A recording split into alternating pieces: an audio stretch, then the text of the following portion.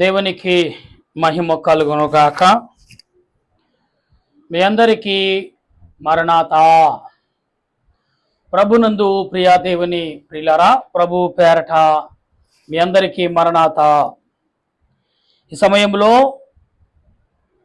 మరి దేవుని ఎదుట చేరిన మిమ్మలను మీరు ఇచ్చిన తలంపులను బట్టి దేవదేవుని యొక్క సన్నిధి యొక్క కాపుదలలో శ్రేష్టమైన ఆయన ఎదుట ఉన్నామని నమ్ముచు ప్రభువైన క్రీస్తు పరిశుద్ధమైన నామములో మీ అందరికీ వందన మరణాతలు. ప్రియులారా, ప్రార్థన చేసుకుందాం.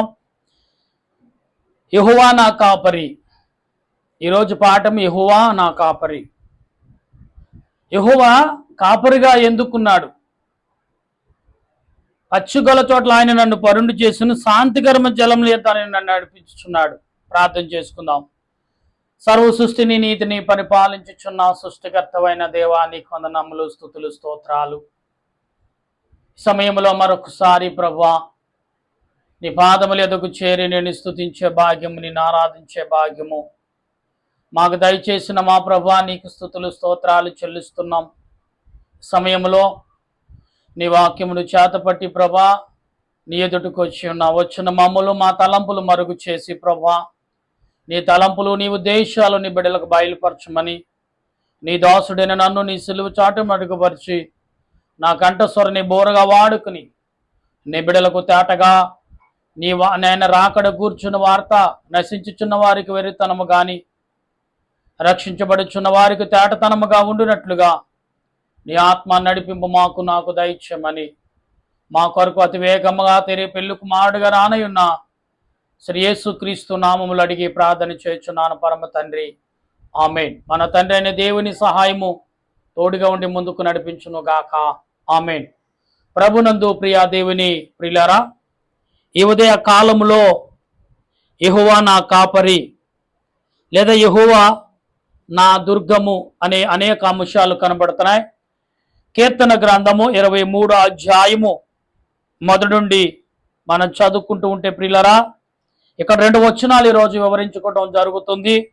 23, 24 వచనాలు కూడా వివరించుకుందాం. చదువమ్మా.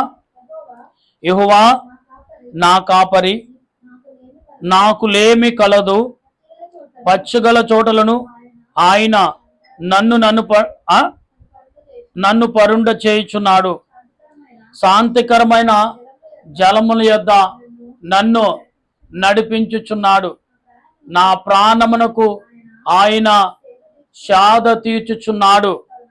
తన నామమును బట్టి నీతి మార్గములో నన్ను నడిపించుచున్నాడు. గాఢాంధకారపు లోయలో నేను సంచరించుచును, ఏ అపాయముకు భయపడను. ప్రియులారా, మనం చాలా జాగ్రత్త కలిగి మాట్లాడాలి. భయపడకూడదు అని. యెహోవా నా కాపరి, నాకు లేమి అంటే ఏమీ రాదు అనే ఆలోచనలో మనం ఉండాలనేది దేవుని ఉద్దేశం. ప్రియులారా, దేవుని వాక్యమును బట్టి దేవుని ఆలోచన బట్టి మనము వాక్యానికి వెరుగై వాక్యానికి లోబడి వాక్యానికి ఆదరణకర్తగా మనము ఉండేవారముగా ఉండవలసిన వారమైనా. ప్రియులారా, దేవుడు తన క్రియలను బట్టి దేవుడు తన ఆలోచన బట్టి మనం ప్రేమిస్తున్నాడు. దేవుడు తన అద్వితీయ యొక్క ఆత్మీయత కృపను బట్టి మనం బలపరుస్తున్నాడు. గనుక మనం మరొకసారి ఆలోచన కలిగి ఉండి ఆలోచన క్రియలలో మనం హెచ్చించే వారిగా కాకుండా ఆత్మ సంబంధులుగా ఉండునట్లుగా దేవాదేవుడు మనకు తోడుగా ఉండి నడిపించుచున్నాడు. ప్రియులారా, ఈ సాయంకాల సమయంలో యెహోవా నా కాపరి, నాకు లేమి కలదు. 4వ వచనం కాంచి మరొకసారి చదువుతున్నప్పుడు, గాఢాంధకారపు లోయలలో నేను సంచరించునను, ఏ అపాయమునకు భయపడను. నీవు నాకు తోడయుండువు. నీ దుడ్డుకరయు దండమును నన్ను ఆదరించుచున్నది. నా శత్రువుల ఎదుట నీవు నాకు భోజనము సిద్ధపరచెదవు. నూనెతో నా తల అంటియున్నావు, నా గిన్నె నిండి పొల్లుచున్నది. నేను బ్రతుకు దినములనియు కృపాశ్యామములే నా వెంట వచ్చును.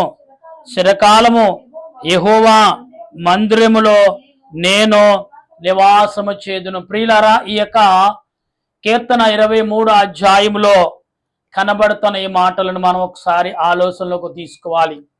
ఎందుకంటే దేవుడు నీకు నాకు అందించుచున్న ఈ మాటలను మనం ఒకసారి ఆలోచనలో తెచ్చుకోవాలి.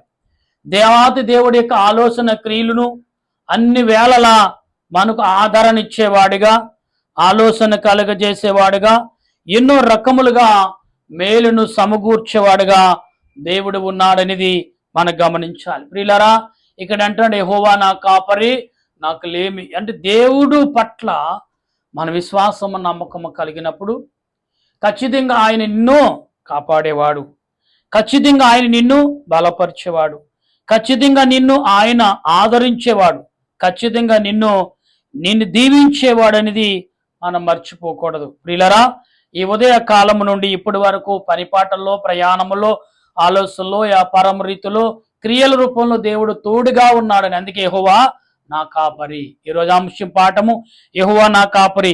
అలాగే 24వ వచనం కూడా మనం చదువుకుంటున్నప్పుడు, భూమియు దాని సంపూర్ణతయు, లోకమును దాని నివాసులను యెహోవాయే, ఆయన సముద్రం మీద దానికి.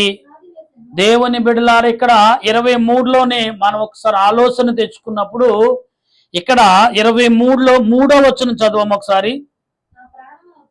నా ప్రాణమునకు ఆయన సేద తీర్చుచున్నాడు. ప్రియులారా, అసలు నీ ప్రాణముకు సేద ఏంటంటే, అపవాదిగాడు నీ ప్రాణముకు ఆందోళన కలిగిస్తున్నాడు. ఎలాంటి మాట అంటే, అపవాదిగాడు పెట్టే తలంపులు ఎంత భయంకరంగా ఉంటాయంటే, ఊహించనివి, ఊహకందనివి, అనేకమైన శోధలతో నిండి ఉంటున్నాయి. ప్రియులారా, అందుకే ఇక్కడ అంటున్నాడు నా ప్రాణముకు ఆయన సేద తీర్చుచున్నాడు. ఈ మొదటి వచనం ఏమన్నాడు? యెహోవా నా కాపరి, నాకు లేమి కలగదు. ఆయన నన్ను పచ్చగల చోటలో ఆయన నిలబెట్టును, శాంతికరమ జలముల యొద్ద ఆయన నన్ను నివసింపచ్చు. అంటే ఎందుకు అంటున్నాడు అంటే, ఇక్కడ కూడా అంటున్నాడు ఆయన దుడ్డికరియు దండము నాకు ఆదరణగా ఉండును. అంటే ఎలా, ఎందుకు అని మనం ఒకసారి ఆలోచిస్తే, అపవాదిగాడు పొంచి ఉన్నాడని దేవుడే మొదటగా గుర్తించాడు కాబట్టి నీ వెంటే ఉన్నాడు, నీ తోడే ఉన్నాడు, నిన్ను వెంబడిస్తున్నాడు, నీకు ఆదరణకర్తగా, ఆలోచనకర్తగా. అందుకే దావీదు అంటాడు యెహోవా నా కాపరి అని. నీ కాపరిగా ఉన్నప్పుడు నువ్వెంత ఆశీర్వాదము కలిగిన దానిగా, ఎంత ఆశీర్వాదం కలిగిన వాడిగా ఉంటావనేది మనం నమ్మాలి. ప్రియులారా, ఈ యొక్క 4వ వచనంలో చదవమా, 23:4లో గాఢాంధకారపు లోయలలో నేను సంచరించునను ఏ అపాయముకు భయపడ. అంటే నువ్వు స్వాదంలో ఉన్నప్పుడు నువ్వు భయపడాల్సిన అవసరం, అది స్వాదం నీకు తెలిసినప్పుడు జయించగల శక్తి నేనుంటాను, నీకు ఇస్తానని ప్రభు చెప్తున్నాడు. ప్రియులారా, దేవుడు అసలు ఎందుకు మనకి ఇంత ఆదరణ ఇవ్వాలి? దావీదు భక్తుడి యొక్క క్రియలు మనకెందుకు దేవుడు అనుగ్రహించాలి? దావీదు భక్తుడి యొక్క క్రియల లోపల మనం ఎందుకు ఈ రకమైన ఆలోచనలు కలిగి ఉండాలి? దేవుడు అంటున్నాడు నేనే మార్గము, నేనే సత్యం అన్నాడు. ఇటు మార్గములో ఆయన నివసిస్తున్నాడు అని నువ్వు ఎరిగినప్పుడు నువ్వు భయపడే క్వశ్చనే లేదే, భయపడక్కర్లేదు. గాఢాంధకారం అంటే చీకటి మహిమ. ఈ చీకటి అనే లోకంలోకి వెళ్ళి ఉన్నావేమో, చీకటి అనే అంధకారంలో నువ్వు ఉన్నావేమో, నువ్వు భయపడొద్దు అంటున్నాడు దేవుడు. ఎందుకంటే నేను నీ పక్షాన ఉన్నాను, నేనేం సాతానును జయించేవాడును. అందుకే ప్రభు బైబిల్ గ్రంథములు ఈనాడు భక్తులైన వారు చెప్తున్న మాటలు ఎటువంటి అంటే, దేవుడు మొదట చెడ్డ మాట రాయబడిందంటే దాని వెనక దాని ముందు ఏదో ఒక కారణం ఉండే ఉంటుంది. ఎస్, చాలామంది సొదొమ పట్టణం యొక్క ప్రజల గురించి, లోతు కుటుంబం గురించి చాలా చెడ్డగా మాట్లాడతారు. అందరినీ కాపాడా, ఒకరేనా రక్షించబడ్డారు? అవును, వారొక్కరును కూడా అన్నాడు అతడు. వారు దూతలు వచ్చి ఏమన్నారు, నీ వారు ఎవరైనా ఉన్నారా అన్నాడు. తన పిల్లలు చేసుకున్న వారిని కూడా పిలిచినప్పుడు ఏమన్నారు, ఆనాడు యోబుతో, క్షమించండి, ఆనాడు నోవాహుతో హేళన చేసినట్లుగానే ఈనాడు చూడండి ఎవరిని, లోతుని హేళన చేస్తున్నారు. అంటే పాపం అనే చీకటిలో సొదొమ ప్రజలు జీవిస్తున్నారని ఈ క్రియలు ఈ మాటలోనే మనం గమనించవచ్చు. అంటే గాఢాంధకార రోయలంటే దేవునికి నీవెక్కడున్నావో కనపడట్లా. అలాంటప్పుడు ఆ చీకటిని లేకుండా చేయాలంటే దాన్ని కాల్చివేయాలి. అందుకే దేవుడు సొదొమ పట్టణము ప్రజలను చీకటిలో వారు బయటికి రాకుండా ఉన్నారు కాబట్టి ఏం చేశాడు, మొదటి అవకాశం ఇచ్చాడు, వినలేదు.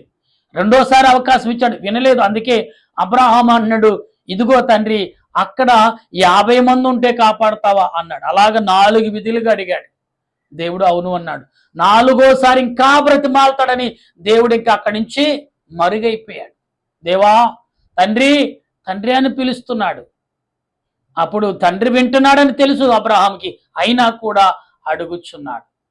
అబ్రహాము కోరిన మేరకు లోతు వెళ్ళొద్దన్న చోట ఎంచుకుని మరి వెళ్ళాడు. అక్కడికి ధనవంతులు 4 రూపాయలు గడించుకుంటారు, పర్లేదు. అయితే అక్కడ ఏమన్నారు చూసా, ప్రజలు ఇతడు వరస వచ్చి బ్రతికి మా మీద రాజ్యం వెళ్తున్నాడని అనుకున్నారు.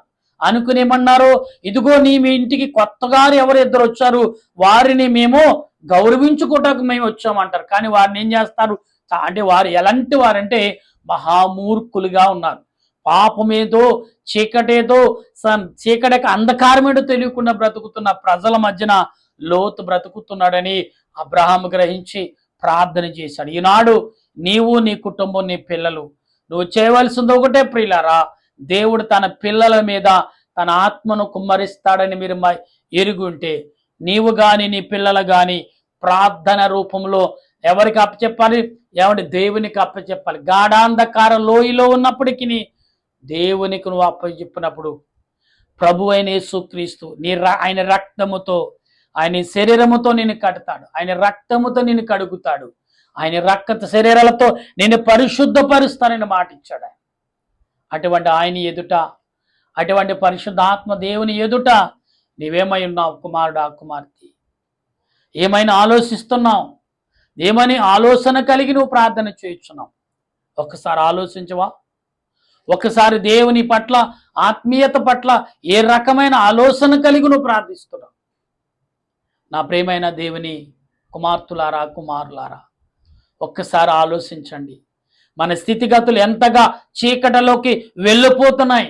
ఈనాడు యవన పిల్లలు, ఈనాడు యవన కుమారులు, కుమార్తెలు, కానీ తల్లిదండ్రులు చేసిన ప్రార్థన వారి పిల్లలు ఏదైతే తలంచి ప్రార్థిస్తున్నారో ఖచ్చితంగా వారు ఆ స్థాయికి చేరతారని దేవుని వాక్యం చెప్తుంది. అందుకే ఏమన్నాడు, యెహోవా నా కాపరి, నాకు లేమి అంటే, లేమి అంటే ఏమి కొదువు, లేమి అంటే అసలు లేమనేది ఉండదు, అంతా సమృద్ధే.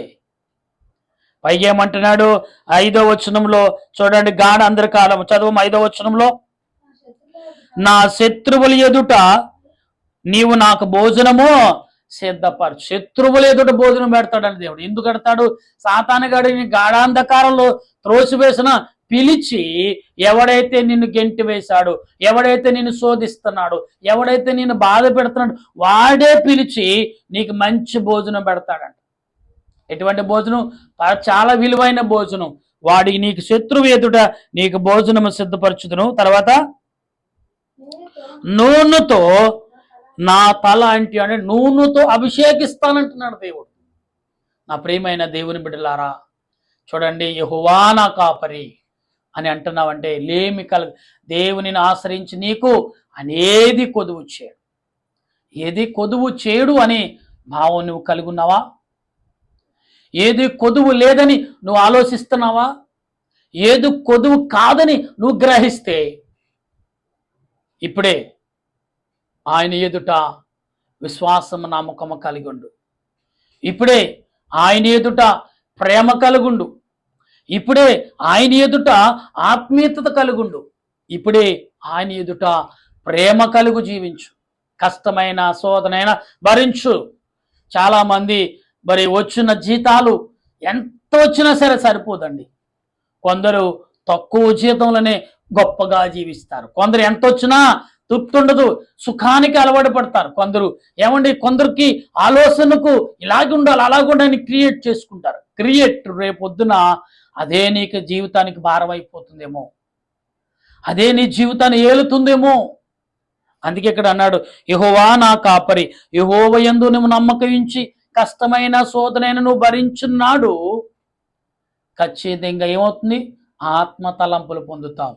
అప్పుడు వేడొచ్చినా శోధన వచ్చినా అనేక రకాలుగా నీ మీదకి ఏదైనా వచ్చినా కానీ మనం ఏం చేయాలి? ప్రార్థన నడిపింపు కలిగి ఉండాలి, విశ్వాసం నమ్మకం కలిగి ఉండాలి. ప్రియులారా, ఈ సంవత్సరం భయంకరమైన ఎండలు వడగాల్పులు వస్తాయని ఆల్రెడీ నిపుణులైన వారు, సైంటిస్టు అనేవారు మరి ఆ కాలాన్ని బట్టి అనుకూలంగా లెక్కలేసి వాతావరణ కేంద్రం వారు అన్నీ చెప్తున్నారు. ప్రియులారా, మరొకసారి గమనించండి, దేవుడు నీ పట్ల నా పట్ల విశ్వాసం నమ్మకం కలిగి ఉన్నప్పుడు ఆయన పట్ల మనము ఎంత ఆదరణ ప్రేమ కలిగి ఉండు. అటువంటి కృప పరిశుద్ధాత్మ దేవుడు ఈ సాయంకాల పూటలో మనందరికి అందించి నడిపించును గాక. ఆమేన్. ప్రార్థన చేద్దాం. దయగల తండ్రి, నీ స్తోత్రాలు, ప్రేమగల రాజా నీకు వందనాలు, కరుణామయుడ స్తుతులు చెల్లిస్తున్నాను. ఈ సమయంలో నీ పాదములు ఎదుట మేము ప్రార్థిస్తుండగా నాయనా, మా ప్రార్థన ఆలకించి మా ప్రార్థనకు చెవియొగ్గి మా ప్రార్థనకు నెరవేర్పు దాయిచ్చమని. దేవా, ఇదిగో యెహోవా నా కాపరి, నాకు లేము కలదు. తండ్రి, ఆనాడు సొదొమ పట్టణ ప్రజలను ఏ రీతిగా తండ్రి నీవు నాయనా శిక్షించావో అటువంటి శోధనకు మేము గురవకుండా, అటువంటి చీకటిలోకి పోకుండా, అటువంటి చీకటిని వ్యాధంలోకి పోకుండా నీ ఆత్మ నడిపి దాయిచ్చండి. నీ సన్నిధి కాపుదల సమకూర్చండి. నీ మేలైన దీవునితో నింపండి. దేవా తండ్రి, నీ కొందనాలు స్తోత్రాలు చెల్లిస్తూ ఈ సాయంకాల సమయంలో ప్రభువా, ఎందరైతే నీ పాదములు ఎదుట మొరపెడుచున్నారు ప్రతి వారికి నీ ఆత్మ నడిపింపు దాయిచ్చు. ప్రతి వారికి నీ సన్నిధి కాపుదల, నీ మేలైన దీవున, నీ సహాయము అనుగ్రహించి మహిమ పొందమని దేవా, మమ్మల్నే కాదు అనేకులను నీ బిడ్డలుగా దీవించండి. మిలిటరీ వారు, పోలీస్ శాఖ వారు, డాక్టర్లు, నర్సులు, పారిశుద్ధ వారు, కార్మికులు, రైతులు, ఇలాగ అనేకమైన వారు ప్రభు, గర్భిణీ స్త్రీలు, బాలింత్రాలు, సంతానలేక అల్లాడిపోతున్నవారు, అనాథులుగా ఉన్నవారు, బాధతో నాయనా ఆర్థికంగా చితుకుపోతూ అల్లాడిపోతున్న వారు, ప్రతి వారిని నీ ఆత్మతో నింపండి. ప్రతి వారిని కృపతో బలపరచు నడిపించమని మా రక్షకుడును ప్రభువైన యేసుక్రీస్తు యొక్క నామములో అడిగి ప్రార్థన చేయుచున్నాను మా పరమ తండ్రి. ఆమేన్. తండ్రి అయిన దేవుని కృప, త్రియేక దేవుని సహాయము అన్ని వేళలా మనందరకు తోడుగా ఉండి ఆయన రాకడకు సిద్ధపాటు చేయను గాక. ఆమేన్, ఆమేన్, ఆమేన్. మీ అందరికీ మరణాత.